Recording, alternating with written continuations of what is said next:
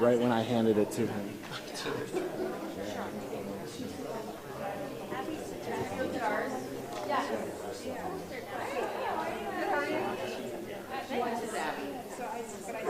Hey, I'm adding a diabetic. This is our section. Adding a diabetic to the school. Lena. Wednesday. Yeah. Look at what I'm wearing tonight, okay? No, but I was sick Sunday night and today because like I slept super all day. And I stayed with my friend Tuesday and she went to the work on it.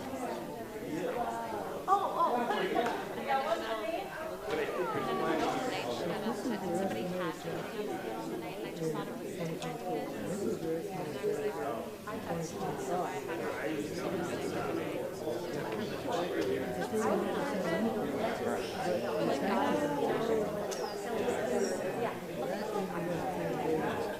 but both of them were high levels. So between my mom like when you go high, you have to open the app and then you reset it for an hour.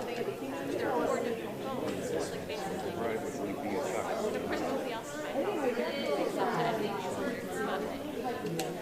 like, so I'm like going around like opening apps and turning them off.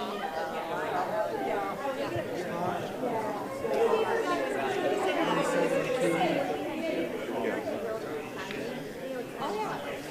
No, it was like I know the accent was and we were gonna have and they were like actually we're not gonna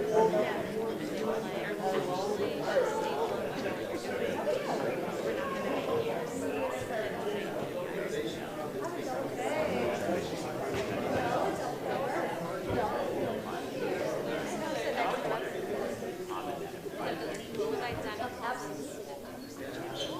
Oh, look at that. You're going to show up his athleticism.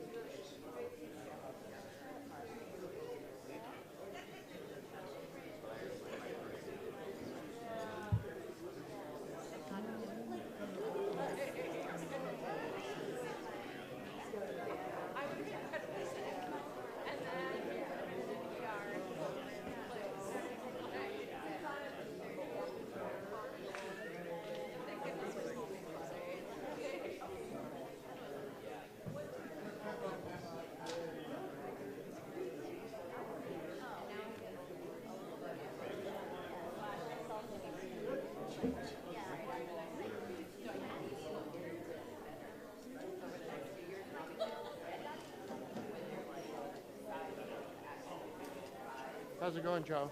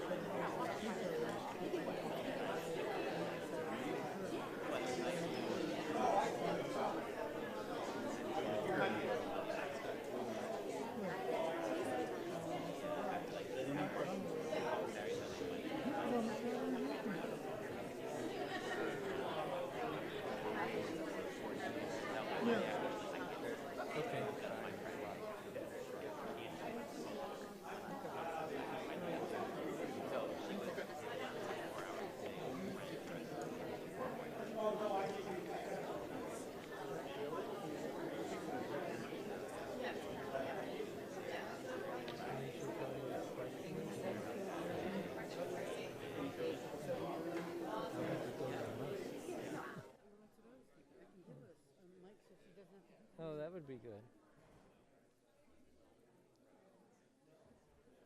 All right, 1 minute. So we were told that there's a link available on the town school's website to get to the KATV link.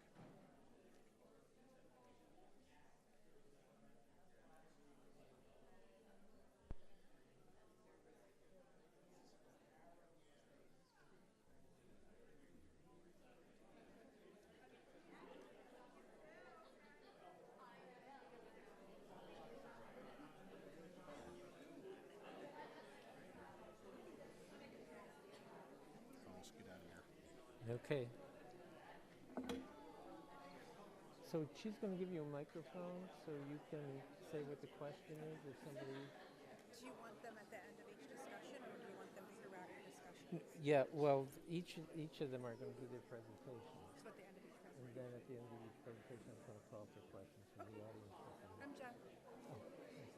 It's David. Okay.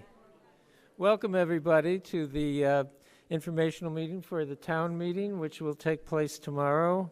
Voting will take place tomorrow from 8 a.m. to 7 p.m. at the town offices in Depot Square. Before we begin, I'd ask you to rise and we'll say the pledge to the flag. I pledge allegiance to the flag of the United States of America and to the republic for which it stands, one nation, under God, justice for all. Okay, so this is an informational meeting. We won't be taking any votes tonight. As I said, voting is tomorrow at the town offices on Depot Square from 8 to 7 p.m. And the course of events tonight is, first we'll hear from Chad Whitehead, the town manager, to review Articles 4 through 6, as well as Article 1 of the Special Services District. The warning contains the things to be voted, the articles, and that's in the last 2 pages of your town report. Then next we'll hear from Karen Conroy, Superintendent of Schools, to review Articles 1 through 3. Following each of their presentations, they'll take questions. There are people watching on Zoom. I'd ask them to post theirs in the chat if they have any questions, but to watch the proceedings on KATV so you can see the big screen next to me. When you're asking a question, please identify yourself, and in the interest of time and respect for others, please keep your questions brief. I will alternate questions between those here in the audience and if there are any questions from Zoom. I'll call on others for second questions after. If there's other people who haven't spoken first, we'll hear from them first. Following these presentations and questions, anyone who would like to can speak on behalf of Articles 7 through 26, the special appropriations articles. And then the meeting will adjourn. So first, I'll turn this over to Chad Whitehead.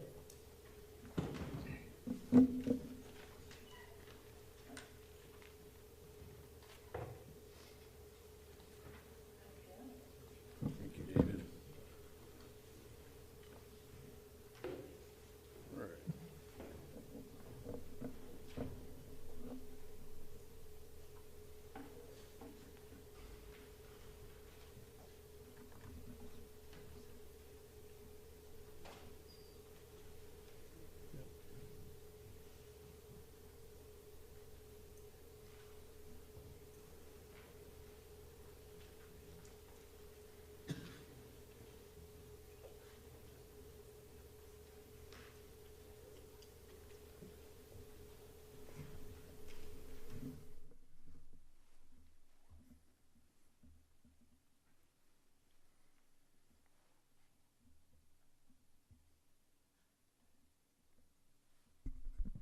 Good evening, everybody.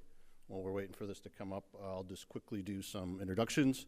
I'm Chad Whitehead, St. Johnsbury Town Manager. This is my 9th year having the privilege to come up here and address everybody at town meeting, so thank you very much for that. From the Select Board, we have Chair Frank Empsall over here, raise your hand. Vice Chair Steve Isham, and then Dennis Smith and Tracy Shao, and maybe online, but Brendan Hughes is also a Select Board member.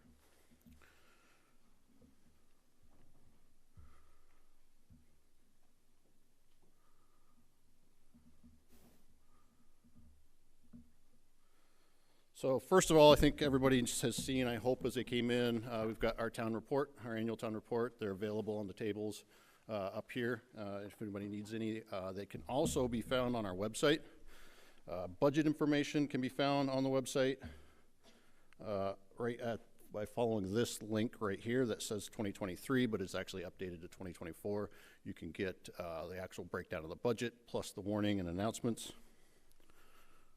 And then under the announcements section of our website, there's a link to a PDF of this document if anybody is interested in seeing that. They're also available at 1187 Main Street, which is the police and fire station, and they can be picked up at the Athenaeum.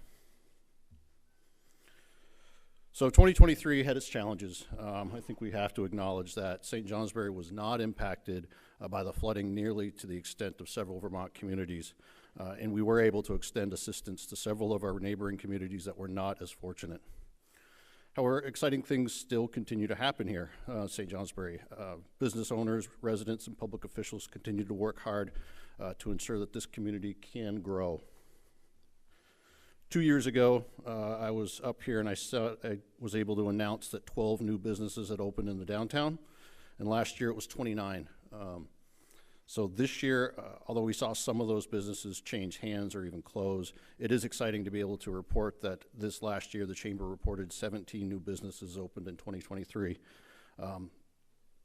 in the downtown, making the net new business growth of 34 new businesses since 2020. So congratulations to the business owners out there. And I'd like to recognize and thank the numerous organizations that put in countless hours of planning and work to bring a number of successful events to St. Johnsbury again this year. So I think I went too far. So in addition to the events that I had listed here before, we've got weekly summer bandstand concerts in St. Johnsbury with the town band, and there's ice cream, there's the pet parade, Memorial Day, Veterans Day parades, there's the Halloween parade, the bike safety fair, which is known as Bike for Life at this time, Fall for St. Johnsbury, the St. Johnsbury Farmers Market, and then coming up this year, April 8th, the total solar eclipse. We can't take responsibility for that as a town, as it's happening to us. It's something that we're going to observe. The numbers that we hear from the state on what to expect on April 8th for the eclipse is, in the state of Vermont, they're anticipating between 50,000 and 250,000 visits. St. Johnsbury is right at the edge. We only get about 90 seconds of totality. I shouldn't say only, that's quite a bit. We do expect, we know that we'll see some events centered around the Fairbanks Museum, but we're talking it could be hundreds of people coming to St. Johnsbury, and it could be thousands. We're basically throwing as much labor at it to be ready. We'd hate to turn around and look and realize that the streets are all congested and we're in trouble. So ask people to be patient, plan ahead, and most importantly, get out there to try to enjoy the eclipse. It's going to be pretty spectacular.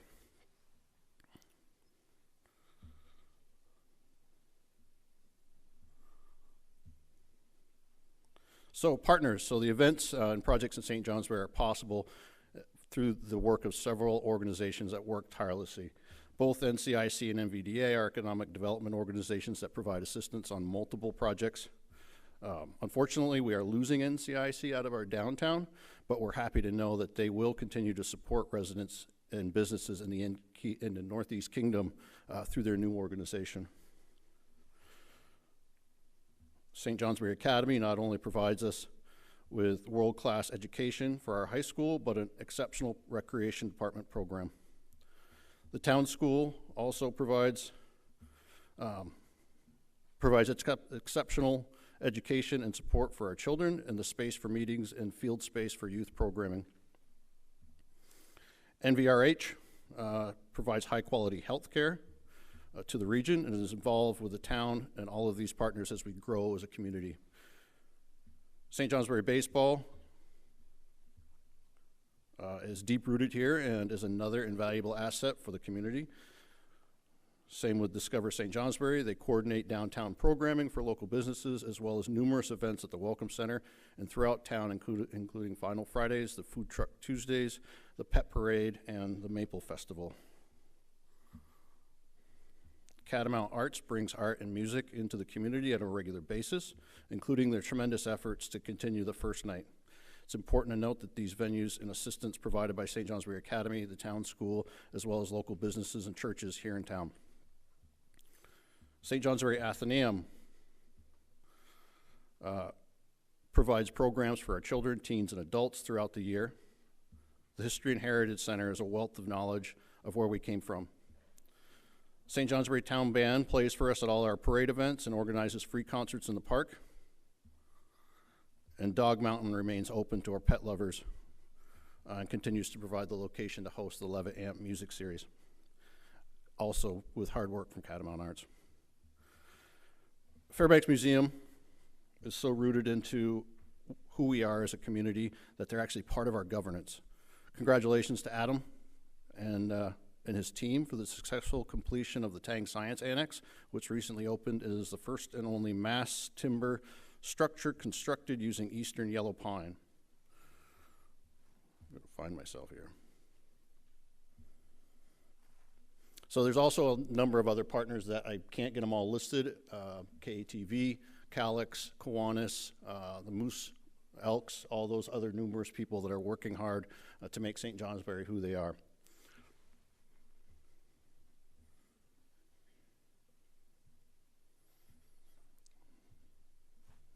So the fire department.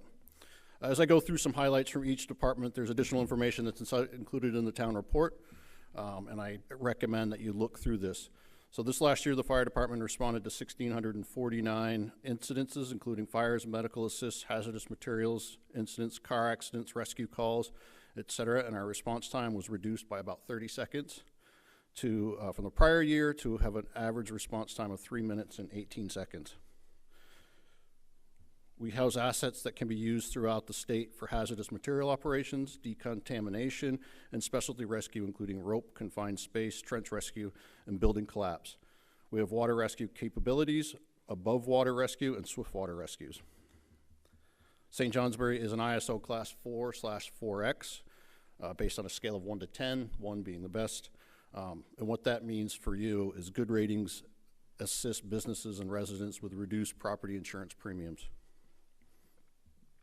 Similar to surrounding volunteer fire departments, St. Johnsbury struggles with filling vacancies within our call staff. Even though the training requirements and demands of the job are challenging, the opportunity to serve the community in this essential role is extremely rewarding. If you or anybody you know would like to become part of this department, part of this team, please reach out to Chief Brad Reed, who's over in the audience to my left. I'd like to take just a second for the fire department to remind people of a small number of things that you can do to ensure your life is safe. Make sure that your 911 address is prominently displayed where people, where first responders can see it, and then check your batteries and your smoke detectors and CO.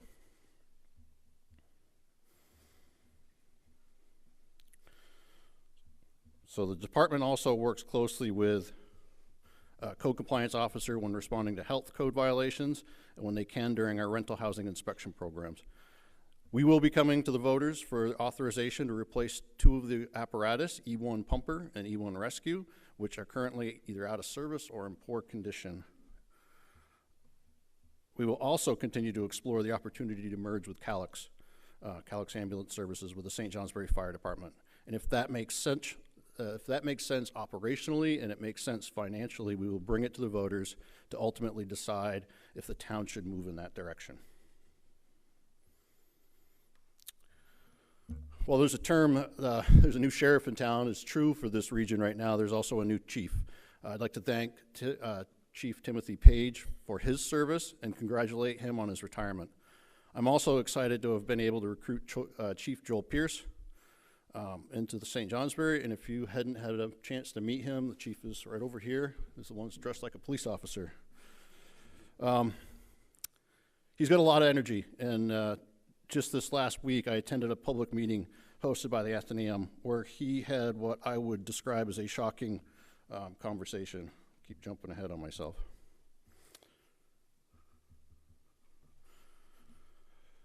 And he had conversations about challenges of law enforcement and this community. He was quite direct in linking most criminal activity to drug use and drug trade.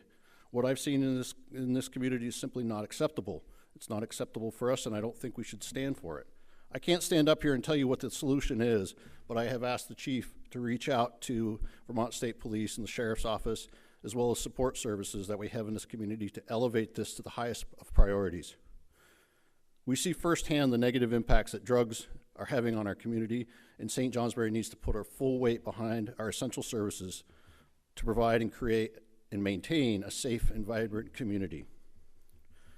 While we embrace community policing initiatives and work with the other agencies to find alternatives to arrest and incarceration, we will still focus on our duties to enforce the law and bring offenders to the courts. We appreciate our residents' participation as we strive to make our community safe and crime-free. The police department this last year responded to 4,754 calls or incidents and made 346 arrests in 2023. Our department is immediately available within the village limits for emergency response. Police officers exceed state training requirements, and recruitment and retention needs to remain a priority for the next several years. In addition to our 24-hour, 7-day-a-week fire and police coverage, our dispatchers remain by the phones ready for emergency calls. Call volumes continue to increase year over year and is up another 900 calls this year to 12,400 calls for service. In addition to serving our own police and fire departments, our dispatch serves 2 ambulance services, 10 fire departments, 10 other fire departments, and all of our dispatchers meet and exceed state training requirements. St. Johnsbury is also currently poised to provide quality dispatching services to our region. The town has received a grant and is working on expanding both our radio coverage and our dispatching capacity through this next year. The Department of Public Works maintains 114 miles of roads and 17 miles of sidewalks, including plowing, sanding, salting, and grading. Public Works Director Stephen Beauregard and the Public Works crews work very diligently, maintaining our roads, sidewalks, and bridges, stormwater systems, water, sewer systems, as well as the town's buildings and parks. We've completed a stormwater treatment project at Alms House Road, which reduces the sediment loading to the Moose River in this last year. Spinster Hill Road was ditched and reconstructed, and we started work on improvements on Spalding Hill Road, which will be completed in the spring. Paving was completed on Elm Street, Breezy Hill Road, Rocky Ridge, Hillside Avenue, and Spring Creek Terrace. We are currently under construction with the state of Vermont's first membrane filtration treatment plant, which will be scheduled to be online this coming November. This last year, we also took over operations of our wastewater treatment facilities, which had previously been operated by an outside contractor. We've also purchased solids handling equipment and continue to develop final plans for the improvements that were voted on at last year's town meeting. Of course, these departments would not be successful without support from the management team. This includes the finance officer, the assistant town manager, administrative managers, town manager, the town clerk, the town treasurer, the zoning administrator, and the assessor. I would like to take a moment to congratulate Finance Officer Leslie Russ, who will be retiring at the end of this month. The work that she's done to get St. Johnsbury's finances in order is vastly impactful and is a cornerstone of the town's success. Much of the town's success is also attributed to the level of participation and volunteerism that residents provide. The town of St. Johnsbury is no exception, and we have active and passionate residents who join boards and committees, attend countless meetings, volunteer at events, cheer on our local teams, and donate resources to help make St. Johnsbury a better place. So personally, I'd like to thank everybody who does that. If you're interested in participating in any or even all of these committees, I don't think you could, newly added to the list was the Knob Property Committee and the Recreation Committee in this last year, but please just reach out to me and I will get you pointed in the right direction. So next, starting on page 35 of our town report, you can find detailed information on our budget, but I'll go through our budget process. So pretty simply, how do we develop our budget? So The management team develops a draft budget and it's reviewed publicly with the select board. The select board opens meetings to the public comment before they finalize it and bring it to the voters at town meeting. As most of you know, St. Johnsbury votes their budgets by Australian ballot. As David said earlier, no voting happens here. So tomorrow is town voter day, so the select board simply moves the budget forward for a yes or no vote, and it's decided at town meeting. Tax rates are then set later on, the municipal tax rates, by the select board in August after the budgets are adopted. The select board can adjust the budget down, they can reduce spending by adjustment, but they can't increase it over what the voters have authorized. So, jumping right into the numbers, total revenues, general fund is $4,982,453. Special services fund is $1,899,345. The highway fund, $3,998,743. Parking meter fund at $84,500, and the recreation fund at $50,000. That's a total revenues of $11,015,041. These numbers include revenue that's gathered from taxes, pilot payments, fees and fines, as well as anticipated grant revenues and transfers from reserves. $3.4 million of this money comes from other than taxes. In the general fund, the town manager's office, $523,880. Town clerk and treasurer, $171,538 and $138,938. These are primarily costs of salaries and benefits. Board of Civil Authority, $8,153 to cover elections anticipated for 2024-2025. The assessor's office, $113,046, continuation of contracting with the New England Municipal Consultants as our assessor firm with an in-house part-time position to handle administrative work. Economic development budget of $148,065 includes tax payments to the industrial park and continues to fund to develop a rental housing incentive program that as well as our designated downtown contributions. Zoning and planning at $92,149 is primary labor for a full-time planning and zoning administrator. Maintenance, $71,043. This is a new line item that hasn't been in here before. We took monies out. It's primarily from our cleaning. We had it in different spots in the budget, combined it into here, looking to have our own in-house custodian to keep costs under control. Code enforcement, $140,251. And then public safety budget of $42,000 includes heating and utilities, maintenance expenses, et cetera, of $1187, the fire and police station.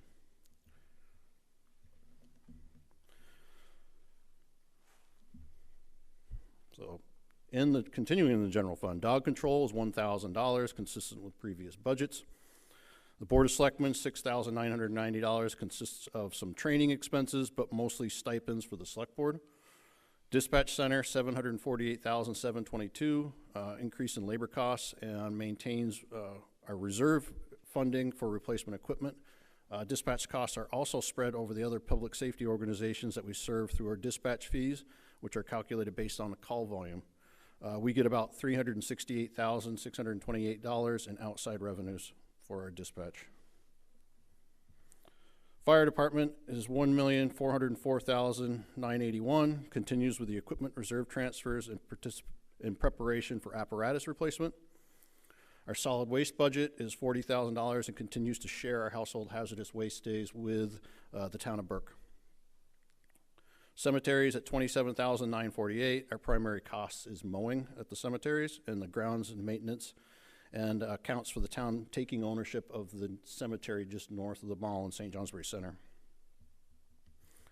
Palmero Building, $147,478 includes heating and building utilities, as well as cleaning and minor building maintenance activities, and principal and interest payments on the bond for the latest improvements at the Palmero Building. The general fund expenses, $1,156,270. This includes IT, audits, legal services, and it's largely the special appropriations and our contract with Calix, which the appropriations are voted on independently, but this budget does include our Calix contract. The general fund expenses add up to a total of $4,982,453.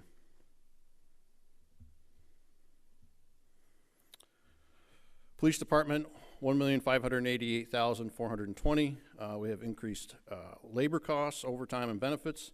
The special services expense of $310,925. This includes IT, legal services, transfer to dispatch. We charged our own police department for our dispatching fees, just like we do everybody else. And so the increase in call volume over the past 3 years also raises our contributions to our own dispatch. In the highway fund, the highway garage and equipment at $473,919. This includes all expenses included in maintaining our equipment fleet, as well as labor for the mechanic. Summer maintenance, $1,268,628, includes labor costs and summer work materials such as calcium chloride, gravel, culverts, ditching, and ditching materials. Winter maintenance, $934,598. Beyond labor, the biggest item is winter salt. Street safety and traffic, $149,338. Utility costs for lights, signs, and summer help for labor costs, which help do our line striping and the painting through the summer. The highway fund, $1,208,260. Beyond the typical IT, audit, and legal expenses, this fund includes debt services for equipment replacement, as well as highway share of payments for past historical or infrastructure projects. So the total highway fund expense of $3,998,743. So the parking meter fund is $73,998, which covers labor costs for enforcement and administration, with some funding for signage and office supplies. This fund is funded through fees and fines. And then there's the rec department, which has increased or stayed the same as last year to $50,000, which was paid to and operated by St. Johnsbury Academy. So in summary, funds raised by taxes. So in the general fund, $3,061,274 are to be raised by taxes. Special appropriation, as I mentioned, are voted on individually, but that totals up to $335,200. The special services, which is just the police department, primarily is $1,528,064. And then the highway fund, $2,419,098 to be raised by taxes. So what does this mean? Bottom line, if you're inside the special services district, you'll be seeing about a 4.79% increase in your taxes over this last year. Outside the special services district, it's 4.66. So per $100,000 of assessed value, that would equal $83.82 per $100,000 of assessed value. So $150,000 home would be an increase of $125.73. Outside the special services district, per $100,000 worth of value, $50.31, about $75.46 for about $150,000 assessment. And I will turn it back over to David.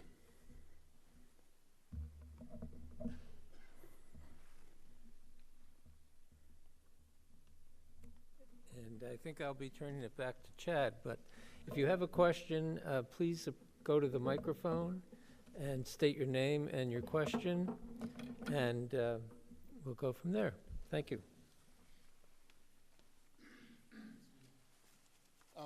Scott Beck, St. Johnsbury. The tax rates that you just had up there, Chad, have those been bought down with reserve funds? They have.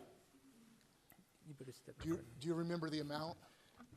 Yeah, we've got $200,000 in reserve funds that are taking from the general fund, and we're using $80,000 in unallocated. Both these are coming from unallocated reserves. Okay, We've got very healthy reserve funds we have over the years. We did this last year, seeing large labor increases or large costs of materials, large costs of benefits, et cetera. We didn't want to hit the tax rate all at once, and we wanted to use it over a couple of years to try to level things out and make it a little bit less painful for the taxpayer. Okay, thank you for that. I would just First of all, I'd like to say to the select board and the town, I really appreciate how much you've looked out for the taxpayers this year, especially considering we're on the backside of a pretty hefty inflation year. I really appreciate that work. I think the taxpayers should be really appreciative of the work that's gone into that. I would say though, for me, I would prefer if reserves were saved for unexpected expenses or unexpected opportunities and not used to massage the tax rate. Just my personal preference, because I think sometimes we may, in small percentages, be giving taxpayers a little bit of an unrealistic expectation of what their true burden is, and then we lose those monies for those opportunities or those expenses down the road. But thank you for the work.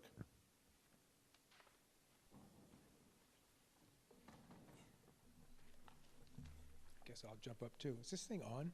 Yep, yes, sir. So Scott Campbell. You got to get a little closer to it, I think. I don't, Scott Campbell from St. Johnsbury.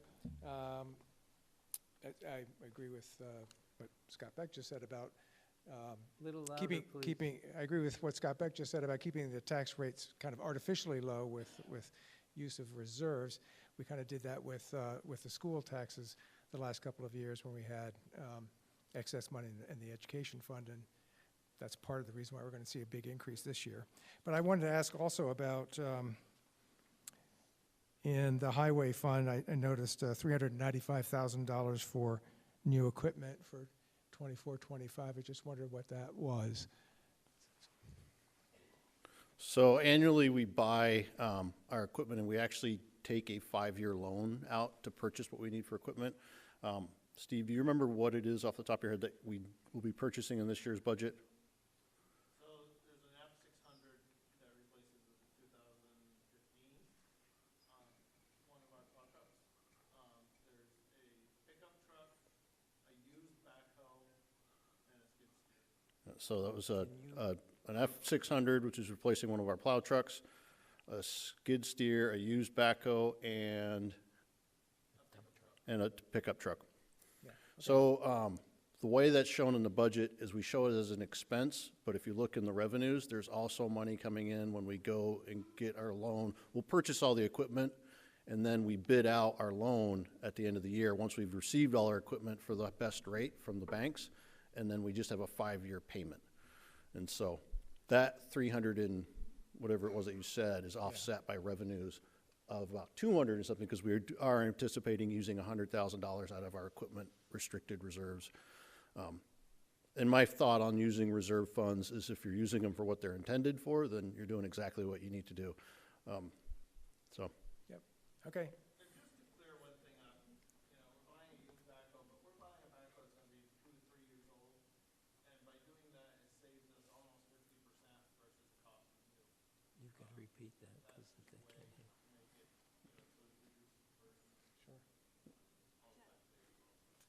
Yeah. He's going to repeat. Yeah, just so that people can hear, Steve just gave an explanation as to why we're buying a used backhoe.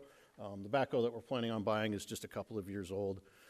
Bottom line is that it saves us about 50% on the total cost of the equipment, and it will suit our needs. Does that summarize about right? Thank you. Thank you very much. Yes, sir. Hi, Lenny Girardi. I live outside the Special Services District. This is a topic that I've brought to the attention of the town manager and the select board before, and I'm going to bring it up again. On pages 38 and 39 of the budget, you'll see that there is a transfer from the special to the Special Services District from the general fund. This year, it's $150,000. This is the 3rd year of this transfer from general to special services. 2 years ago, it was $65,000. Last year, it went up to $150,000. The rationale for this, as I understand it, is that the police department provides services and benefits to police department, which is dedicated to the Special Services District, provides services to people who live outside the Special Services District, in fact, who live anywhere. And also that the police department is performing certain services outside the Special Services District, which is a question, regarding the town charter.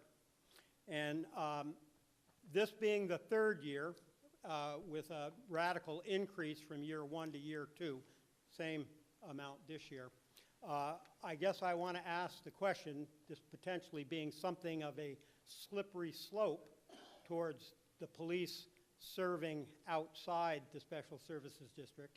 I want to ask the question of the Select Board, is if this issue is up for discussion regarding its appropriateness in future budget deliberations.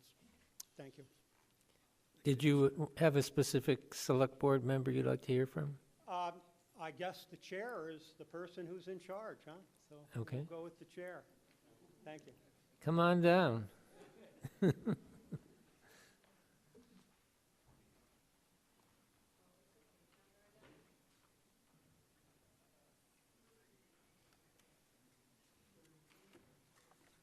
may identify yourself, Jim. Frank Emsall, Chair of the St. Johnsbury Select Board. Where's Mr. Girardi? All right. Chad, you might need to help me with this a little bit. But one of the problems with the last, maybe from COVID on, is the lack of state police response, which would cover outside the Special Services District. And when our police get dispatched, what are we supposed to do? Say that we can't go out of these boundaries? If somebody needs assistance, whether it's medical, burglary or whatever, is our dispatch supposed to say, we can't do that? It's an emergency services. We're post-COVID, and the rules, unfortunately, have gotten different. And for the reason of the of services outside, I can't say no to going outside the district. I mean, we were the first responders to that murder up at MVRH because the police department was going to be about a half an hour. We were there in 5 minutes. So thank you. Yeah, and I can add to this a little bit too, Lenny, and I expected I'd hear your question, so I took some notes. So, yeah, Frank did answer, the town police are gonna respond to major events. If there's a murder, and it's a mutual aid response to the state police, they respond to back us up as well. But I also looked at it primarily, we looked at it as, like the school, for example. I've got a child that went to this school, thank you. And while he was here, he was covered by police coverage, and I never paid a penny for that. So for me to turn to one of my neighbors that lives in the village district and say, you need to pay for my child's police coverage, it just doesn't make sense. I don't think right now the $150,000 calculation is perfect. If we were to really evaluate it, it would probably go up from there. But we are going to be looking at administratively, how are we responding and when are we responding to calls that are beyond what the Special Services District is. And I think it's really my responsibility, our responsibility, to figure out what the town wants and what's best to serve it. If a townwide police department is what's best for St. Johnsbury, that will come as a recommendation. If it's not, then it won't, but it will go through the public process. It does have to go to the voters. And so it's not something that we're just going to draw up inside my office and bring out and just shove it in the budget. It's something that we need to work together, get input from the entire town, and determine what does the town want? What is best for St. J? and then make that determination. As I mentioned during the police department report, there's some really disturbing things going on around our town. It's not just our town. It's across the country. This drug pandemic is just ridiculous, and it's damaging. But what I heard Joel say the other day at the Athenaeum, what they did in Berry City was when they started concentrating on the crimes, the drug-related crimes, those drug-related activities moved outside of their coverage area. And so that could be something that could be concerning, and I'm sure it would be concerning. I'm sure there's people that live outside of the Special Services District that have seen people walking by their house they may not have seen before. And I've gotten the phone calls. Yes, sir. So you have to bear with me, I'm a little nervous. Not much of a public speaker. But You've I got to felt get like really close to the mic, though, if you can, and identify yourself and all right, and so relax. I'm Kenneth Lang from St. Johnsbury. I just would like to make a statement. So I came here in the summer of 1989. I fell in love with the place and decided I needed to stay. Beautiful surrounding, a low cost of living, friendly people. I graduated in 1990. I moved away 5 years later just because I had a hard time finding work to be stable in this area. I moved back 20 years ago with the goal of building my lifelong home here. 15 years ago, I completed that home. Since completing the construction of my home, I've seen my property value assessment more than double. I've seen my property tax almost triple. This year, my property tax will officially exceed my mortgage. For those of us in the lower and middle class, we can't afford this. We can't afford to see rates for budgets that are increasing 10 to 12% every year, year after year. At the rate we're going, by the time I'm done paying for my home, I won't be able to afford to live in it. My property tax will exceed what my mortgage and property tax started at. So I'm a working man. I set a budget that I knew I could live on, and I'm starting to run out of that budget. So I would urge everyone to keep that in mind. Not everyone is in the same situation, and some of us are getting taxed out. Thank you. Thank you for your comments. Do we have anything on Zoom? Okay. Yes. Pamela Smith, St. Johnsbury. I have a question about contracts. The Calyx, it was under general fund expense. Calyx ambulance went up over 150,000 or approximately, but it's not spelled out why. And even in Michael's preliminary thing, I know expenses are up, staffing is up, training, but why was there such an increase? I know other items under the general fund are spelled out, income versus outgo, but we don't have that information on Calyx, like what it costs to run the place, what kind of income they get, whether it's donations or that type of thing. And I guess that's a comment, but I don't know why the increase was so much on the ambulance service. I don't know if Michael's here. I didn't see him. So Calyx isn't an entity of the town, so we don't own Calyx. We do have representatives on the Calyx board that are elected or appointed by the select board. I did sit through a couple of budget reviews when Michael and the Calyx board decided they increased their per capita cost to $45 an hour. Their expenses as a result of COVID, my understanding is, went up considerably. And so the per capita amount that they increased it to is the amount they needed to have to stay solvent, to be able to stay in business and provide ambulance service. They didn't do it just to St. Johnsbury, they did it to all the towns that they work with. And so I don't have the detail on that, but that's part of the conversation is why, does it make sense for St. Johnsbury to have control over that ambulance service? And the reason it makes sense, and we're not there yet, and I don't want to get ahead of myself, one, recruitment and retention for emergency services, looking at an ambulance and fire department that's combined is more attractive. We anticipate to up-and-coming first responders, and then the other one is we would have a little more control over those costs, and we would know them. Calyx is a not-for-profit. They're not making a bunch of extra money on us. I feel confident in that. But that's why we want to have those conversations, so that we can be in control of those expenses.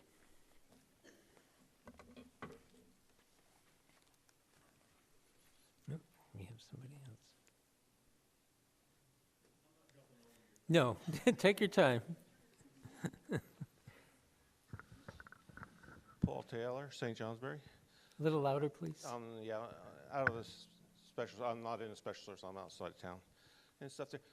This year, I saw that you wrote a lot of checks for $100,000 to different organizations. Where did that money come from? Yes. I knew I'd get that question too, so thank you.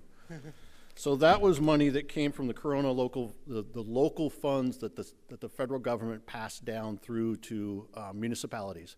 So that was a payment directly from the ARPA Act, the American Rescue Plan Act, that got paid directly to municipalities. So we got just over $2.1 million in funds that came to us with the intent to battle the efforts of downside or of challenges that came out of COVID.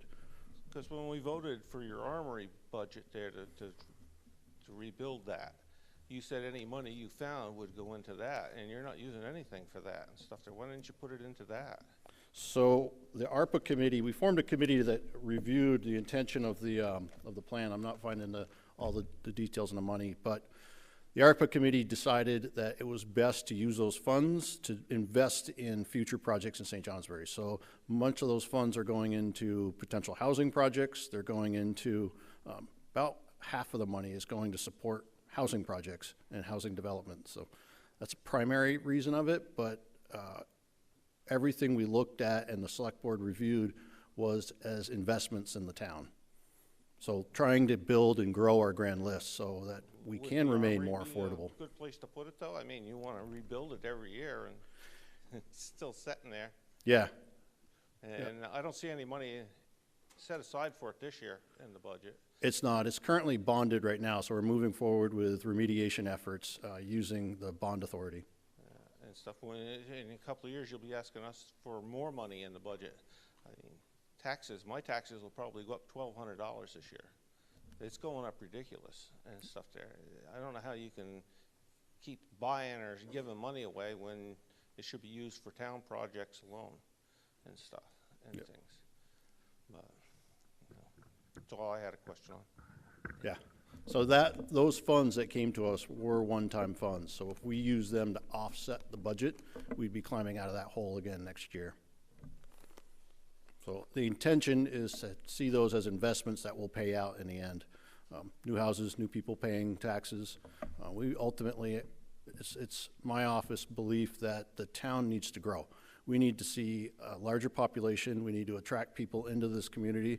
And right now, there are job openings, but there's no place for people to live. So supporting housing was an initiative. They're not going to be afford to live here anyway. And stuff. So we need more people. By the time people move here, they want to build houses. And when they start building the houses and stuff there, that's fine. Now they got a debt there, and now their taxes are going to be higher than the houses.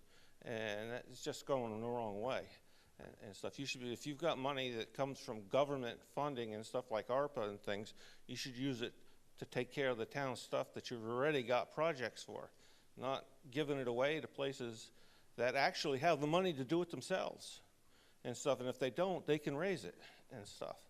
They always do and stuff. I don't see where you have to give all that money to other organizations, that much money too. I mean, we're talking $100,000 to each of these places and things. You shouldn't have to give that much money away and stuff. I could have, you know, $10,000 maybe to help them, but $100,000, and you did like 5 of them that I know of and stuff there. And you're not going to see that money back. They're just taking the money and going and stuff. Those projects would be done anyway if they're really important to the town. Thank you.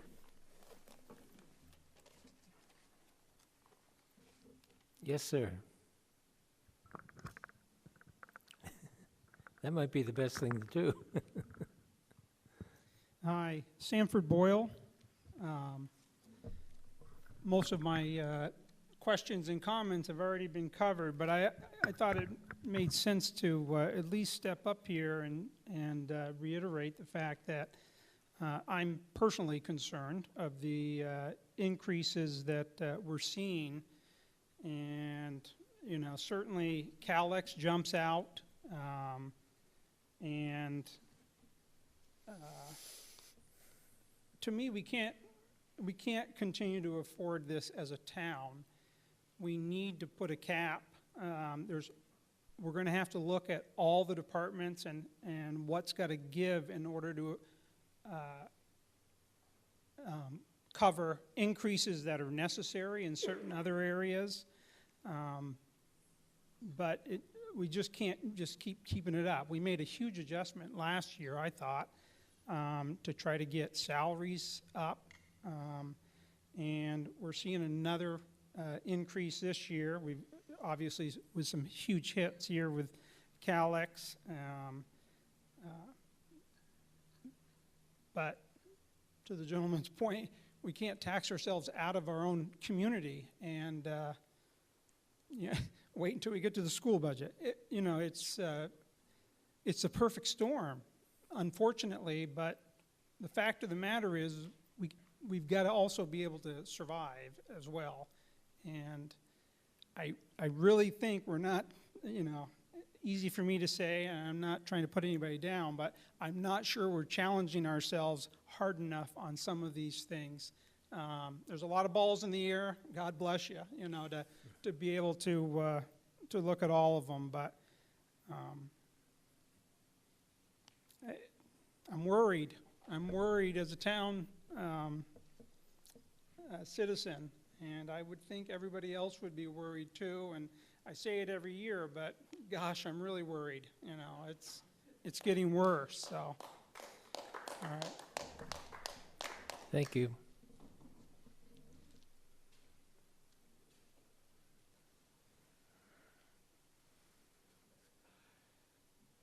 Hi, I just am in town for the day, and I'm walked by. Could you give your name, please? Joanne Brown. Thank you. I'm originally from St. Albans, but I spent the better part of 20 years here. I came by the Armory building earlier today, and I was just wondering if you could perhaps give us a brief update as to when that facility is likely to be completed and when the police are likely to move into that building. Take it away.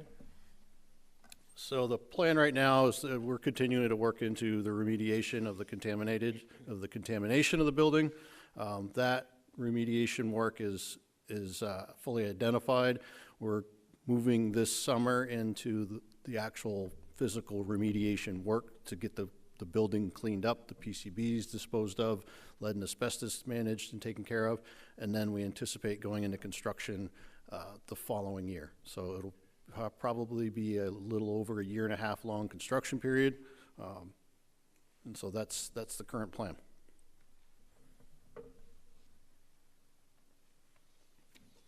Anyone else?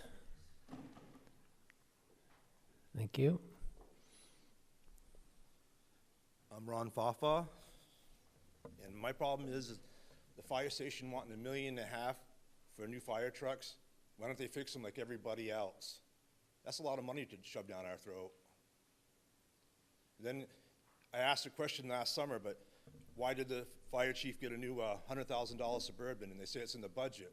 Well, must be the budget's too much if they can afford to spend that on vehicles. That's what I'm trying to get at. Okay. And I understand what everybody's saying about this town ain't gonna ever go anywhere. It's gonna be like it is. People are gonna live here and do the best they can, but I understand that guy right there. You can't afford to live here anymore. That's about all I got to say. Thank you.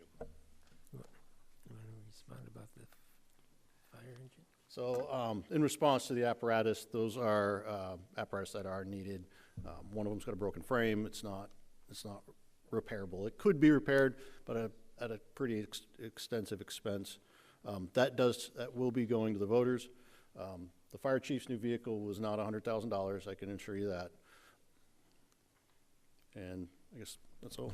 When is that going to the voters this fall? Yep. Oh, you might say that. Yeah, no, we anticipate the articles for the fire trucks to go to the voters during one of the presidential elections this fall. Hopefully we'll only have one presidential election, but if there's no more questions on the town budget, we'll proceed to a presentation on the school budget. And I invite Ms. Conroy up. Thanks, Chad.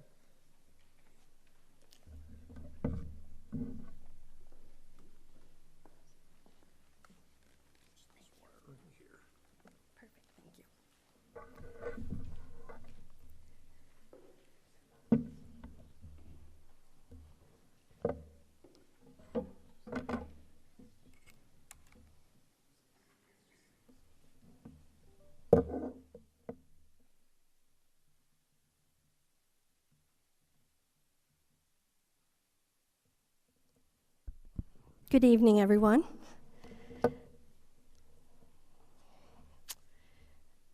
Little technical difficulty here. Let's see.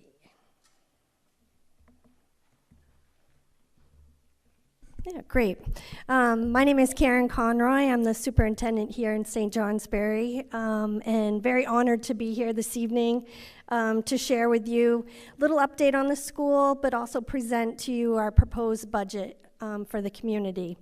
As Chad mentioned, in the annual report, there are actually detailed pages of our budget, but also when you came in, it's available on our website, and also as a handout is our annual report that I kind of call as a brag book, because I'm very, very proud of the services and supports that we provide to our students in this community. So this gives you a little more detail in this document, but the budget is in both documents. I want to thank my school board members for being here this evening. Also my administrative staff, many of my staff members are here, also here as support, and if you have any specific questions, we might be able to answer. And also wanted to recognize what Chad had mentioned. Many of the partners in this community help the school the same way. We are so fortunate. We talk about being resource rich. St. Johnsbury School and the school district is so fortunate to have so many people in our community making real life learning activities available to our students, and they support us in so many ways. And I want to thank those that are here this evening and those that are watching for all their continued efforts. We could not make it possible to support our students with these hands-on activities and these partners that volunteer their time and services to help learning and engage students in learning in our community. So I wanted to start off just sharing a little bit about our school, I call it profile, just a little bit about the enrollment numbers and our students. And so I'll first start off with the school. And we're actually very fortunate. I'll show you some enrollment trends after, but we've actually seen pretty steady enrollment at our school. A lot of times you hear at a state level, you know, declining enrollments in Vermont schools. It's not happening in this school, in this community. We currently serve 637 students, pre-K through 8. And we have two principals. We kind of divide up the school with the lower level grades and then the upper grades. And we have 41 professional staff, classroom teachers in our building. And we do have 14 students that attend out of district placements. These are schools sometimes in our community and sometimes they're travel afar. But I did want to mention that you know, our class sizes this year, for a long, long period of time, I've been told that we've had 4 classes per grade, and we've continued to do that. But we have added a grade in kindergarten currently, and we've also added an extra teacher in grades 3, and we added a pre-K class last year to really help support the community with our younger learners. We do know the sooner we get those students, the sooner that we can provide the supports that these students need and the services they need, where some of our community partners cannot offer that in our universal pre-K programs. I have a wide list of other professional staff that are supporting our students, from nurses to outdoor learning teachers to behavioral specialists, mental health clinicians we've added in our building this year because of the high need, psychologists, lots of different positions. Some of them you may not have heard of 10 years ago, but we're finding that these services are best serving our students when we can get them engaged in learning and address their mental health needs, social needs, and so that they're engaged in learning. Our class sizes are actually pretty close to the national average. We're around 15 students per teacher. We do have a couple small classes that are only 10 students, and we range up into 22 students in some of our classes. So again, you hear quite often we have low enrollments or low class sizes, the number of students and the teacher-student ratios. We're not seeing that here in St. Johnsbury School. Quite often when we think about the school, we don't always think about our high school students, but we do spend a lot of time supporting them and continue to support them once they leave the school. We currently have 366 students who are attending a number of area schools. Majority of our students do attend the St. Johnsbury Academy. And we have 22 high school students, grades 9 through 12, that are also attending independent therapeutic programs within the region. And sometimes we're finding have to travel quite distances to find students the supports that they need. But we do provide continued support once they graduate from St. Johnsbury School, and we continue to support them through graduation. And it's surprising in the district office how much time we do spend supporting students for additional services. Sometimes it's our home study students, which is not included in this number, but we continue to provide what we can to help students be successful in their graduations. Another component of the school district, and also part of our budget, is we support the universal pre-K programs in our community. Some are public and some are private. Since Act 166, universal pre-K became a requirement where we provide 10 hours, or we provide the cost, I should say, of 10 hours of pre-K for up to 35 weeks in a school year. So we currently support about 70 students in 10 of our pre-K partner programs in the community. And we have a director of early education, and she quite often visits those programs, offers supports for them, and prepares them for and understands their needs so that when they actually come here for kindergarten, they're ready, and we're ready to support them the best that we can. So as I mentioned, student enrollments, we are seeing a pretty steady uptick or consistent enrollment from last year. You'll see the numbers decline during COVID, but they've been increasing. Our high school numbers are a little bit down this year, but we do anticipate in our budget about a dozen students more in our estimated costs for the FY25 budget. And as I mentioned before, our enrollment numbers are pretty steady for the home study at 48 students currently.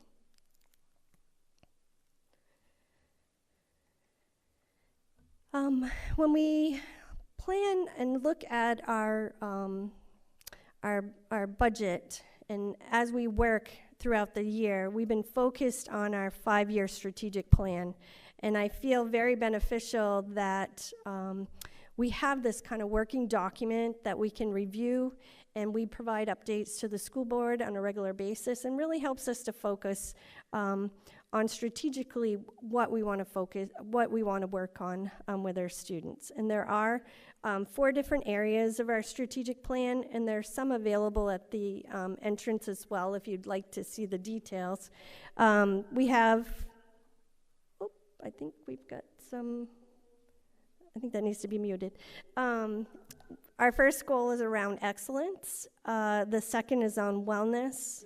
Goal 3 on connections. And our 4th goal is around organization.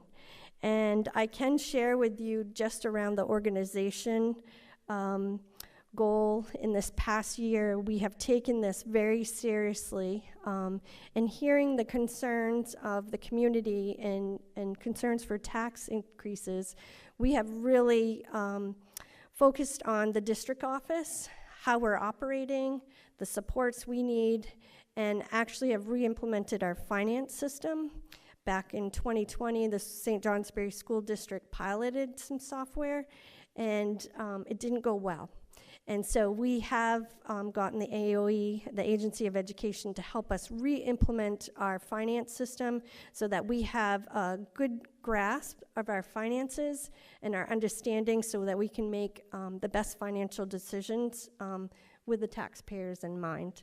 And our new, I got to give kudos to our new business manager, our director of finance, Jacob Wood, because it wouldn't have happened without his support and his dedicated hours to make that happen.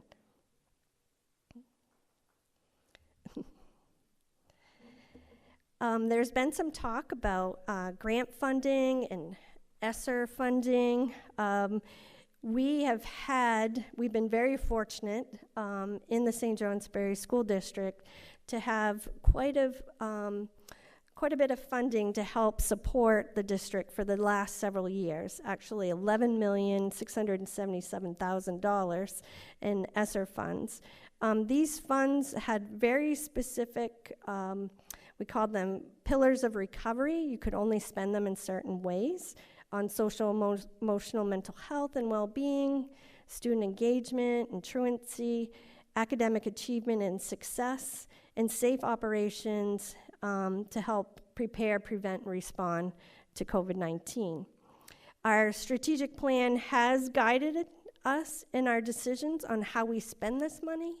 And we've really looked at trying to do investments, not only supporting our students, but also looking at our facilities. And this number and the activities I'm listing are not in our budget, but we're coming to the end where we have to spend this money by the end of September. And so you'll be seeing a lot of construction going on this summer. We should have some plans that we're going to be able to share very quickly here. Bids are coming in for some outdoor learning upgrades on our schools and our fields. There's also concrete repairs outdoors, concrete stairs outdoors, indoors. We're going to be getting rid of old carpeting that came from the original building. We're repairing a roof on the original part of the building. So there's a lot of investments that we've made to be strategic about deferred maintenance and how we're going to be able to use it and save the taxpayers' money long term. We wish we could have done a lot more related to replacing all the roofs, a number of different projects, but they were not allowable under the COVID guidelines. But we will have a lot of activity going on this summer. You'll actually see that we're going to be having our summer school program off-site to make sure we keep students safe, and we'll be sharing that information with families. But also, over the past several years, we focused on our strategic plan and a number of the items that are listed up here to support student needs as we're moving forward. In our proposed budget, FY 2025 proposed budget, it's been a really tricky budgeting year as we're looking at the funds going away ESSER, and I'll show you some graphs of how the district has been utilizing ESSER, not just for long-term renovations and plans, but it has been supporting staff and supports for students. And this is the basic kind of glance of the budget. I like the graphical format of it. We're not typical. A lot of times you'll hear that student costs for schools, school districts, 85% of your costs is related to salaries and benefits. If you look at our budget at a glance, our costs for our salaries and benefits is 44% of our costs.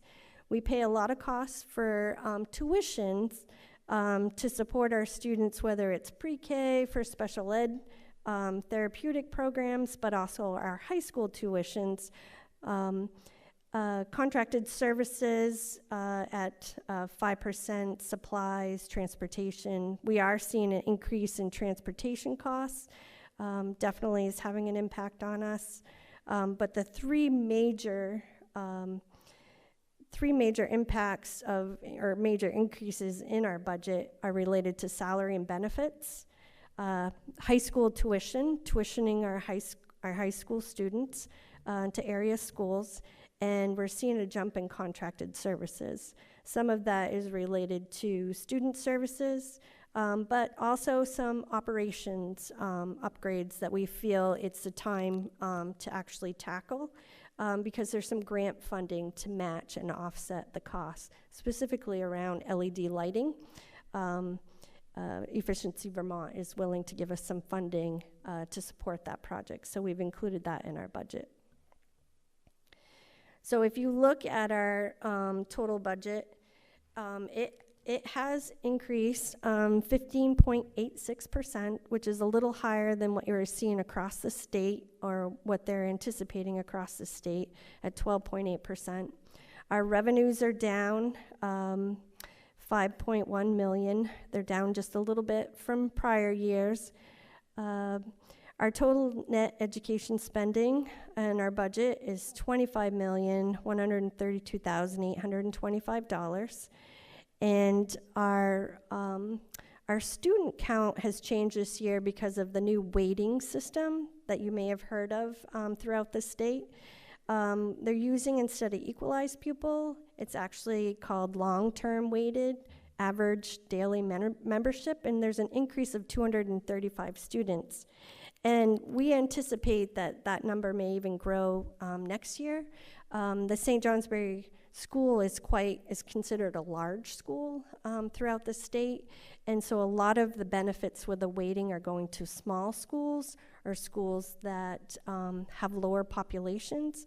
But we are seeing the benefits of the weighting because of our poverty levels. We have high poverty levels in this community, and that weighting is actually giving us an increase in our average daily membership, which helps us actually with our costs. So our net educational spending is going up $625. It's $13,478 per pupil. And typically, if we look at last year, and I anticipate this will continue to grow, if you look at each one of these lines represent a school district in the state of Vermont, we're actually just below average, our cost per pupil, and this is based on spending from last year. And I anticipate that we'll stay in that mid-range, so it does look like it's a high cost, but when you look at it statewide, we're right about average for the cost and spending per pupil. And I think that is a benefit of having enrollments that are continuing to stay stable or to grow. Again, the new weighting system will give us a little bit of benefit as well. And I'm going to throw some more numbers at you. In the annual report and in your town report, we had originally anticipated that there would be a 5% cap on our homestead tax calculation, but just I think it was just last week, February 22nd, the governor approved some legislation that removed and repealed the 5% cap. So we do have an extra page that you can grab with updated numbers. Originally, we had anticipated a 5% increase because of the cap, which would have been 6 cents on the school district tax and a 35-cent increase after the CLA. But what we're looking at now, it's actually a 14% increase in the school district tax based on the current yields that have been recommended to us recently. And then the common level appraisal is really what's going to hit hard, which is not related to the school district and our decisions, but that is going to have a large impact on the estimated homestead tax rate at $1.89. Hard numbers to swallow. What I do like, though, is showing you this graph. If you look at our costs on the red section, that is the school districts. That is what the school board has decisions to make on and related to our budget. And if we look at our costs and our tax rate, we're actually at $1.37. It's actually lower than it was in 2021 and 2022. What's really hurting us is the common level of appraisal, which is an impact on, I guess it's what's happened with COVID, right? Your properties have been selling a lot higher than what they're typically valued at, and it's over a 3-year calculation. And so we're seeing this significant impact of the increased sales in our properties and the values compared to the market value. And that section in yellow, that 52 cents, is reflective of that.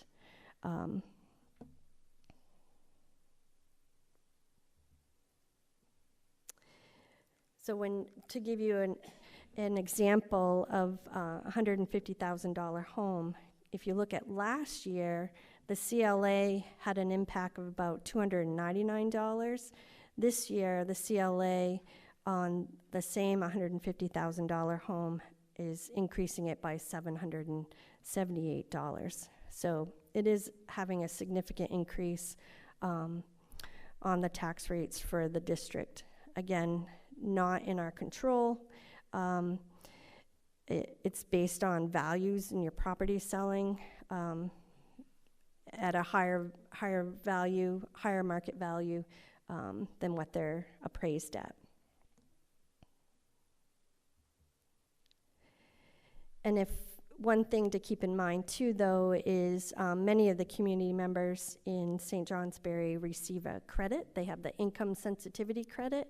So they are, I think out of a total homesteads of 1,567, 896 people receive a tax credit, whereas our average household value in St. Johnsbury is $137,000. And you'll see the education tax of $1934. They get a credit about $815 if your household income is less than $128,000. So this is the property tax credits for income sensitivity.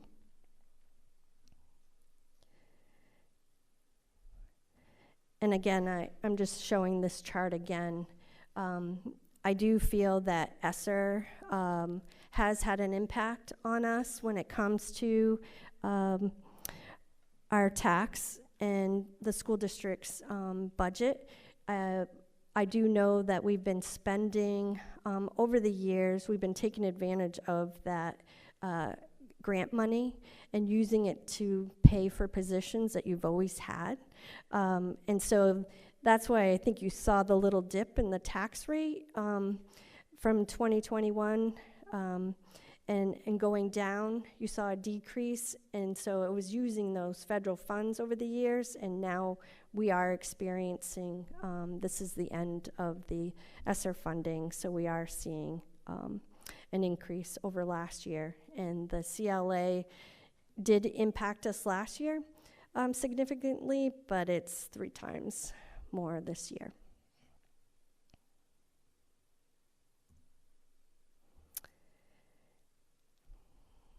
And that is it.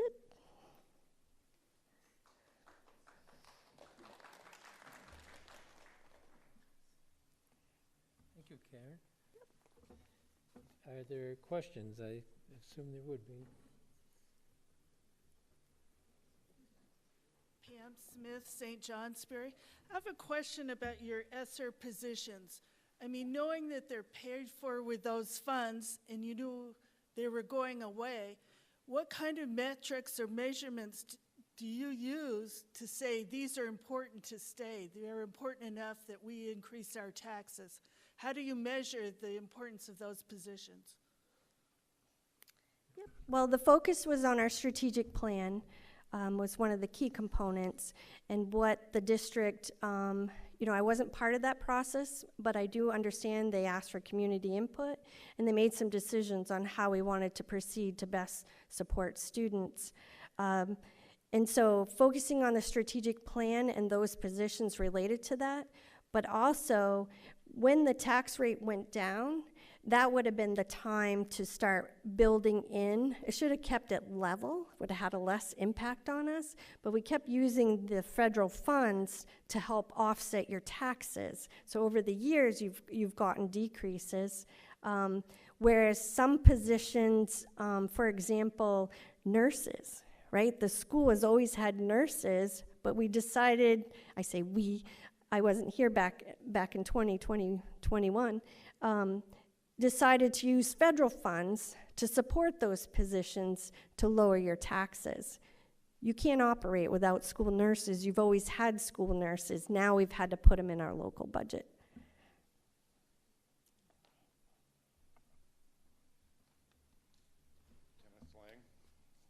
Kenneth Lang. So I too took a close look at property values and tax rates. And something this fails to take into consideration is the jacking up of our assessed values. I built my home, which in 2014 was valued at about $150,000, a little over $150,000. I just recently received a tax reassessment. My value got bumped to almost $400,000. A property tax that would have been this year $26.75 is over $7,000. Okay. My wife also works at the school, and I bless you all for the work that you do. It's very important, and there's nothing more important than making sure our kids get a good education. She receives a pay rate increase of 2 to 3% annually. If something were to happen to me right now, today, I have insurance that would pay off my home, and my wife would have to move out of it because she could not afford to stay in this home and pay the property tax at the rates we're going up. We have to sharpen our pencils on these budgets. You don't want to see your staff out on the street because they can't afford to live in their home. A lot of people that pay rent don't vote. They don't see what's happening, but their rental rates are also going up at the same rate that my property taxes are.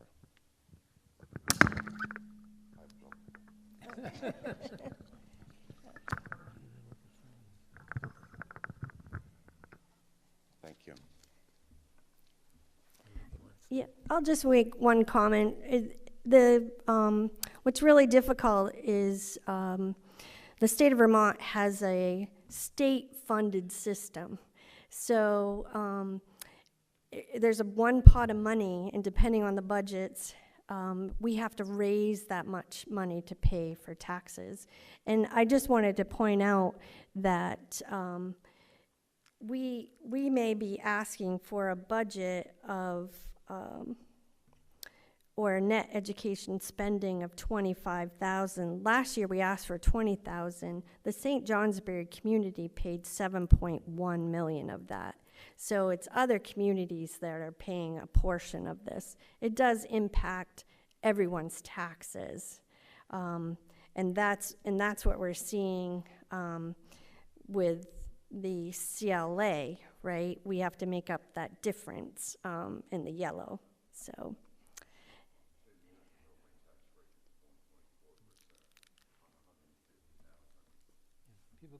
People can't hear you, sir. People can't hear you.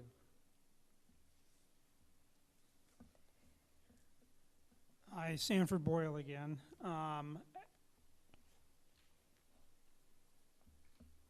guess I want to reiterate as well what others have said. Certainly we appreciate what the school does, obviously. You know, we've got to take care of the kids. We would have used the ERISA money as well. I mean, we'd be foolish not to as a community, right? But a $4 million increase is a $4 million increase, and if you look back a few years, it's been a couple $1 million increases, or, you know, I can remember when it started off at 600,000. It's like, how, 600,000, and the next year was $1 million. So it just continues to go up. Costs go up. But this year is, again, the perfect storm, and it's just something that, you know, I can't support. You know, there's got to be other areas that that we can trim on.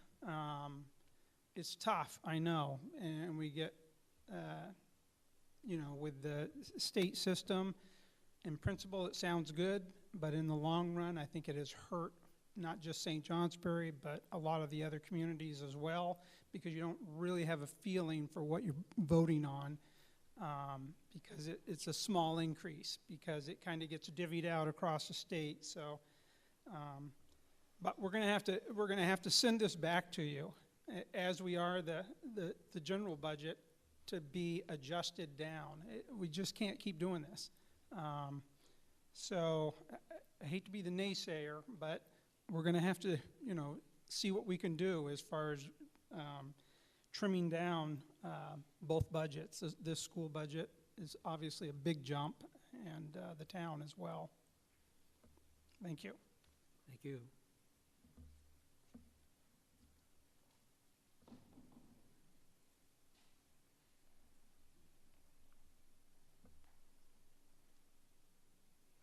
Hi, Joanne Brown. Again, if you do get the budgets back, either one or the other, I mean, where you're concerned, the education budget, how will you begin to address that issue? I wonder if I need her to can you repeat that question for me, please?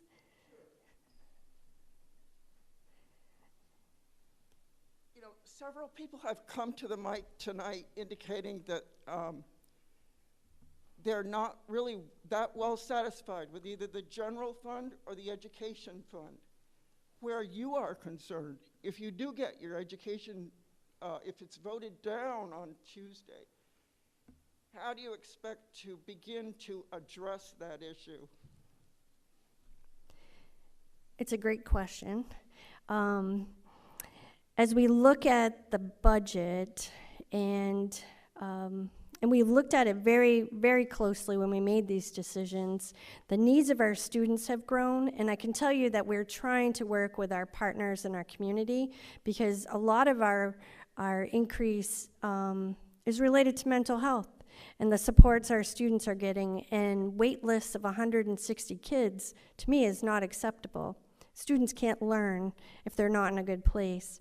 And so we focused on how we're going to keep the students engaged, how we're going to provide those services that we're not able to get outside with our local partners. And we are working closely with them to figure out how can we make this work? How can we start off small, and so we don't become mental health experts. We're educators, and it's difficult for us to provide new services. So I'd hate to think that we'd have to give up some of those services for students because they can't get it outside of the school. That's why we're having to bring so many different services in the building to support their needs. So it would be a really tough conversation if it didn't pass.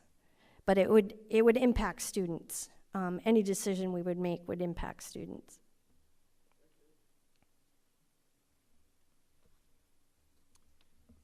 Anyone else?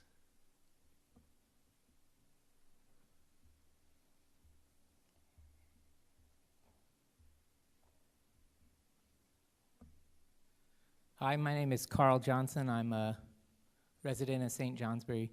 I have one student who's at the academy, graduated of this school, another in 5th grade at this school. I'm currently the 8th grade science teacher at this school and the president of the Teachers Association. A number of community members have spoken about the challenge that this budget is putting on them personally, and I understand that. And as a taxpayer in this town, I also feel that as well. One of the things that has been short on is suggestions of where those cuts need to be made. And I think we're all slowly coming to the realization that if we are to meet the needs of this moment, it will require us to pay for those services. My question, and it's rhetorical, is directed to our representatives. Why, in a state that has tens of thousands of second homes, is it that the folks in this room are worried about having to move out of their only home? Will the representatives agree to respond?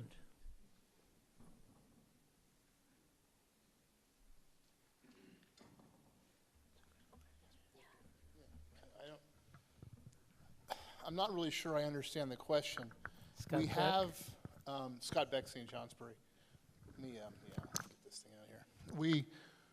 We do tax second homes at a different rate. Normally it's a higher rate than we tax homes that, people live in as their primary residence. And those people that live in those, or the people that own those second homes, have no opportunity for a property tax credit, excuse me, property tax credit based on income. So we tax them at a higher rate than we tax residents, and they don't have the option of property tax credit. So our second homeowners, our non-resident properties in the state of Vermont, are paying about, I think, $940 million into the education fund. Our homestead taxpayers, I think, are projected to pay about $600 million into the education fund. So that's about 60% of the property taxes that go into the education fund come from non-homestead property taxpayers. Scott Campbell from St. Johnsbury. Just 1 second. So Scott Beck is on the Ways and Means Committee, the Tax Committee, so he knows more about this stuff than I do. But my sort of non-specialist understanding of it is we have two tax types. We have a resident or homestead tax rate and a non-homestead tax rate, which includes all commercial properties as well, and as well as multifamily residential rentals and second homes. I have heard that there's been talk about establishing basically a non-resident residential tax rate that would per property taxes that would be different from the commercial rate basically and the residential rate for homesteads. I don't know what the status of those talks are. I think it would, everything gets more complicated the closer you get to it, but that is something that's been considered for the very reason that Carl mentioned, that there are I think something like 25% of our housing is or second homes. So that's what I know about it. I'm very sorry to everyone. I was too cute with my question, and I should be more clear and direct. There is no shortage of conspicuous wealth in this state, and I'm sorry that you are having trouble finding a way to find the strength to ask them to pay for their share of the benefits that they have received from the free enterprise that we all enjoy, but that's what needs to happen.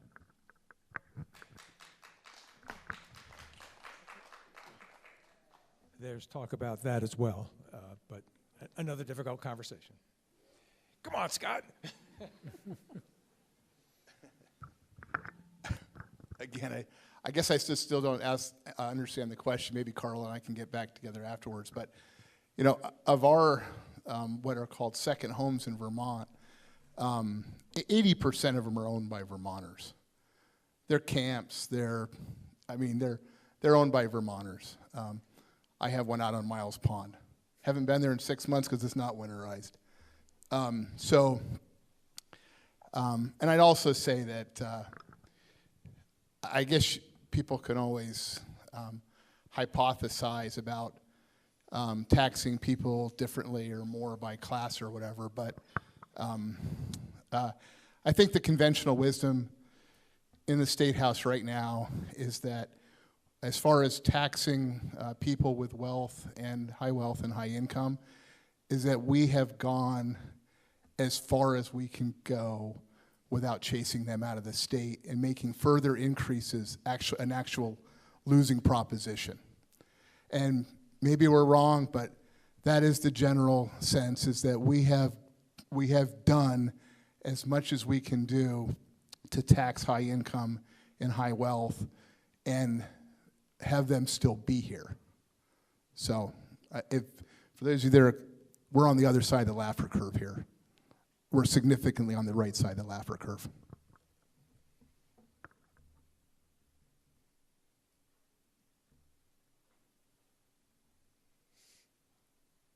Hi, I'm Heather Wells from St. Johnsbury.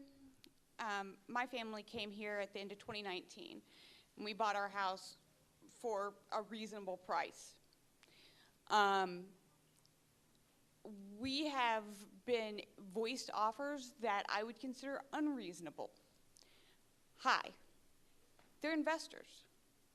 Since 2021, the investor number of houses bought in Vermont overall, and also in St. Johnsbury, has more than doubled. These aren't people buying second homes. These are people buying Airbnb homes. These are people buying homes that they're renting out piecemeal without telling anybody.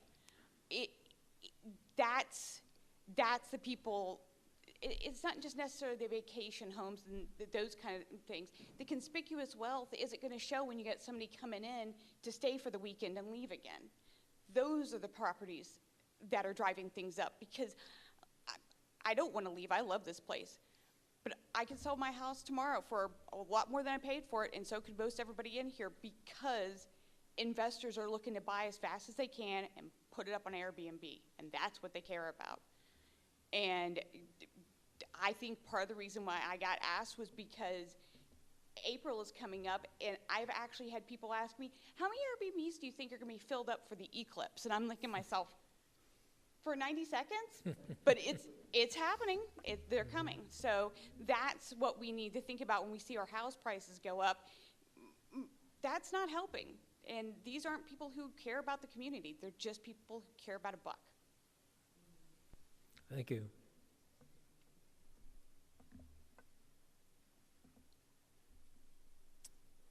Any other comments or questions? This has been a good discussion.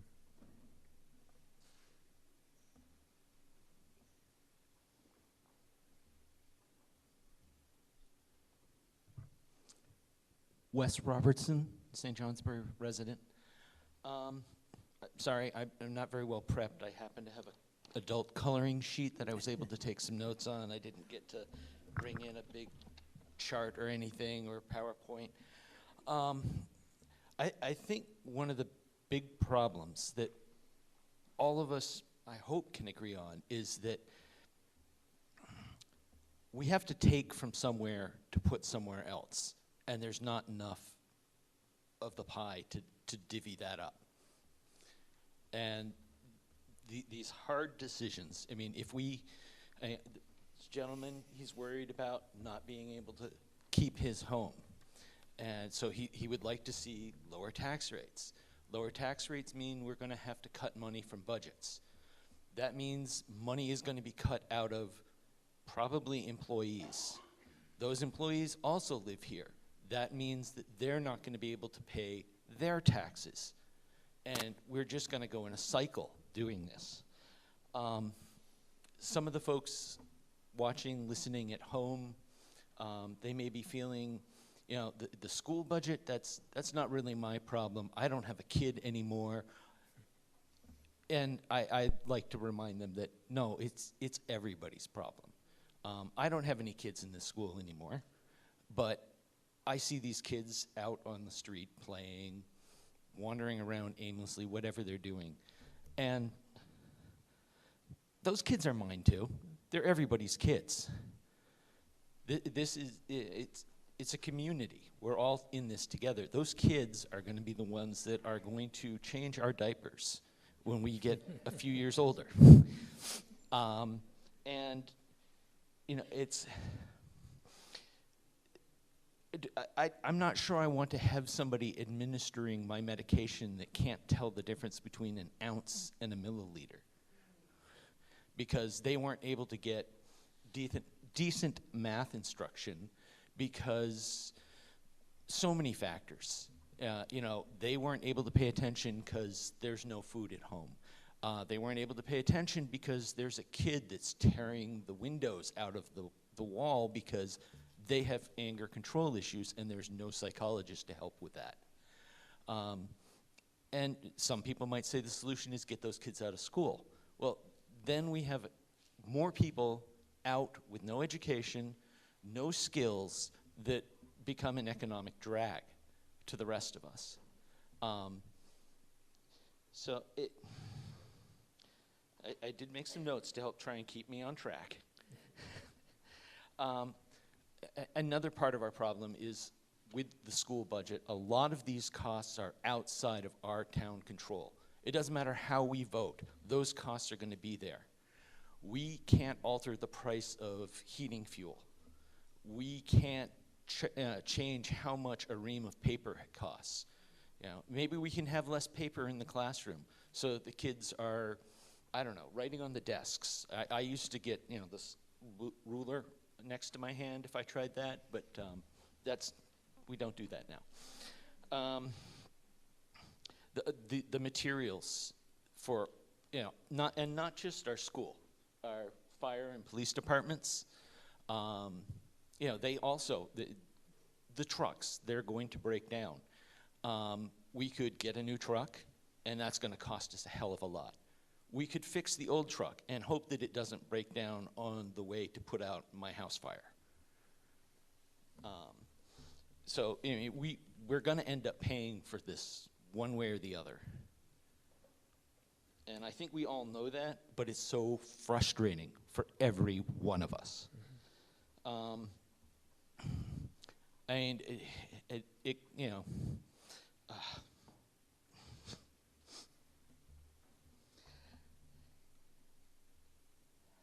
it kind of feels like, you know, we are all in the same boat. And that boat, it's got holes. And it seems like we're arguing about who's going to hold the buckets that we're bailing with.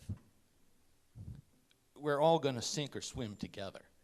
You know, the old metaphor of rearranging the deck chairs on the Titanic. Is that what we're doing now?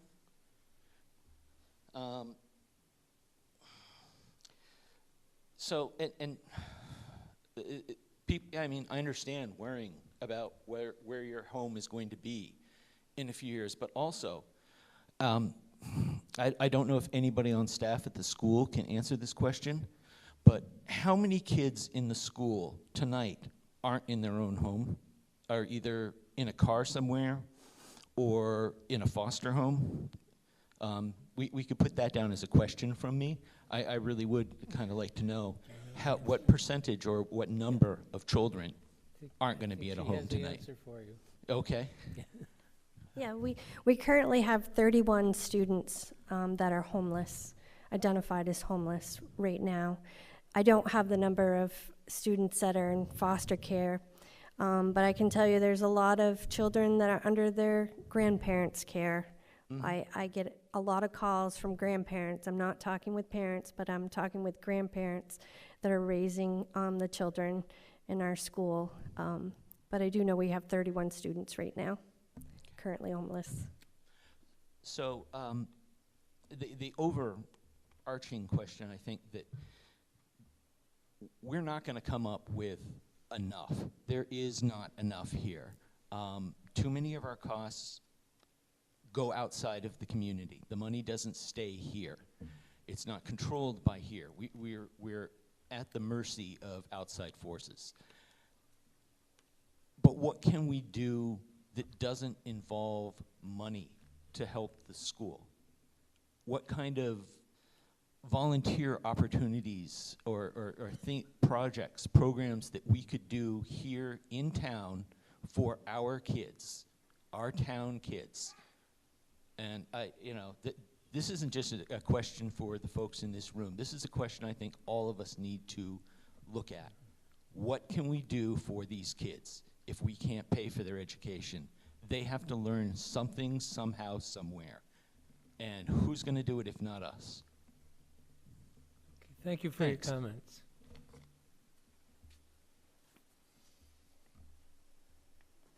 Anyone else? Well, thank you for your participation, and thank you. We can now move into anybody who is here representing an organization that's in the special appropriations categories could speak if they chose to. If not, we'll... Oh, Scott.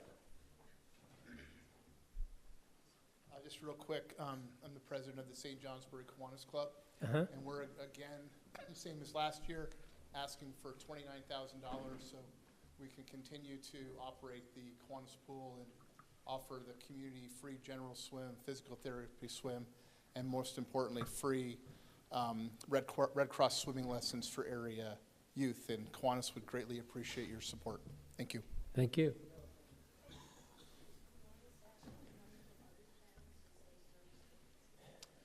Hi Yes. there. Adam Kane, I'm the Executive Director of the Fairbanks Museum.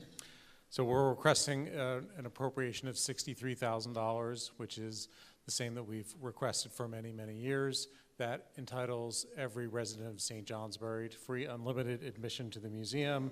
That was used in 2023 by 2,985 St. Johnsbury residents, and since we opened the Tang Science Annex about 2 weeks ago, it's been used by an additional 617 residents, including 48 today.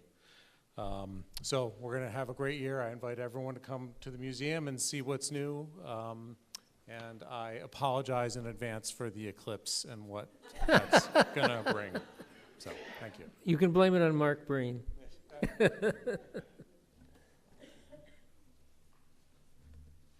Hello, everyone. Bob Jolly, St. Johnsbury Athenaeum Director. We are asking for $115,000. That is the same thing we have asked for since Mickey Mantle was still playing. Actually, 14 years. Taxes are a serious discussion, and I'm not saying that we haven't asked for an increase for a long time to diss anybody else. It's hard for us to keep the doors open and not ask for more money every year. We're open 52 weeks a year, 6 days a week. Fantastic things, and I have a full report in here with my email address, my office phone number, and the report on things that sometimes seem abstract if I tell you how many books we circulated. A lot. More than all the other years previously, even especially during COVID.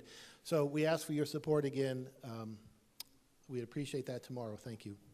And I'll answer questions if there are any. I would just say that, given your age, there may be people here who don't know who Mickey Mantle was.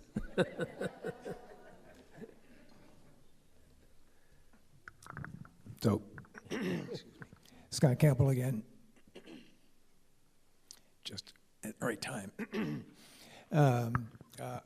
I used to be on the board of Catamount Arts. I'm not any longer, but Catamount Arts, of course, is one of the great organizations in the town here, so I hope folks will support that. I did want to mention that I'm now working with folks who are trying to open the Caledonia Food Co-op in town, which is not on the special appropriations list, but I thought people would be interested to know that we've been working very hard to raise the money to buy the building by April 1st, and it looks like we're going to make it. Great. So this is the kind of thing, by the way, this is the kind of thing that is going to bring more folks into town that will help pay the taxes and keep everybody's taxes at a reasonable rate. Thanks. Okay. So again, for those who haven't voted, the town vote will be tomorrow at the town offices on Depot Square, 8 to 7? Yeah. Okay, I'm sorry, go ahead. Hi, I'm Connie Sleeth, here representing Good Living Senior Center. We're asking again for $20,000. We support our aging population, our increasing aging population, and we engage with the after-school program in St. Johnsbury. We engage with the library. We have knitting clubs. We have mahjong. We have bingo. We have all kinds of activities that we continually increase our population of folks who are joining in, and we appreciate your support, and thank you very much. Thank you.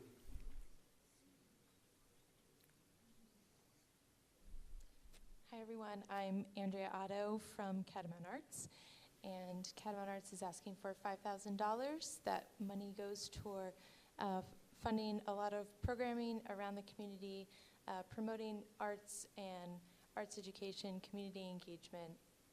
We do that through a lot of different ways, including concerts. We provide a ton of free tickets to students to those concerts. We partner with Dog Mountain with the 11 AM concert series that provides free music to over 10,000 participants in the summertime. I don't know what the count is for dogs, but it's a lot. We partner with the town of St. Johnsbury for the Final Fridays events, which are basically a huge block party downtown. We're doing them again this year, and we hope that you'll all join us downtown. This year has been a challenging one for Catamount Arts in regard to our building having to be shut down temporarily while we do some cleanup, dealing with some PCBs. But we're forging ahead, showing that the arts are not simply in a brick and mortar space, but that the community creates art just by coming together for music, for downtown programming, and creating vibrancy. We provide arts education programs for children. We do an epic music program, partnering here with the St. Johnsbury School to provide violin, viola, and cello lessons for students, starting in 4th grade and going up. And while I'm also here, I will also put on my First Night North hat as a board member of First Night North. We also ask for $1,000, which goes to paying for buttons so that families in this area can attend New Year's Eve programming free of charge. The First Night North is an incredible event celebrating the arts in a substance-free event downtown where we partner with organizations. We open up all of these beautiful venues and spaces around St. Johnsbury that are so unique, and we fill them with art. All of the artists that participate get paid, and it's a great way to celebrate the arts in our community by supporting Vermont artists from our community here and beyond. So thank you so much. Thank you. Anybody else? Ah. Hi, my name is Nick. I live in St. Johnsbury. I'm your representative for NEK Broadband, which is a municipal broadband project in the Northeast Kingdom. I am not asking for money, but I know this has been a long meeting, but I was hoping I could just give a really brief update on our work, especially since it seems relevant to the conversation. Our mission is about bringing universal, high-quality, high-speed internet access to the entire Northeast Kingdom. That means every address doesn't necessarily have to be provided by us, but we want to make sure everybody has it, and we think that could be an economic as well as educational and health driver for our community to make sure that it stays healthy. This year we built 200 miles of fiber. A bunch of those addresses that got new service were in St. Johnsbury. That covered about 11 towns in the Northeast Kingdom. We're now offering services to, I think, over 2,300 addresses. That doesn't mean they're subscribing, but we'd like them to. This next year, we're planning on building, I think we're targeting more than 400 miles, and we've got a tremendous amount of planning work that we're doing. We have been lucky enough to have Krista Shute as our very fierce advocate for this community. She grew up here in the Northeast Kingdom.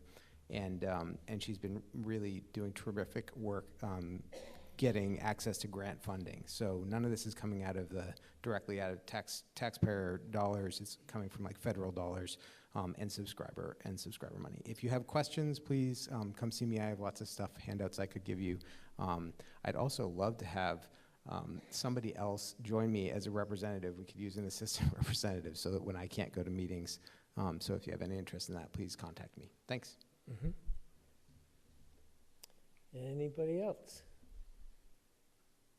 Okay, we're adjourned till the vote tomorrow. Thank you.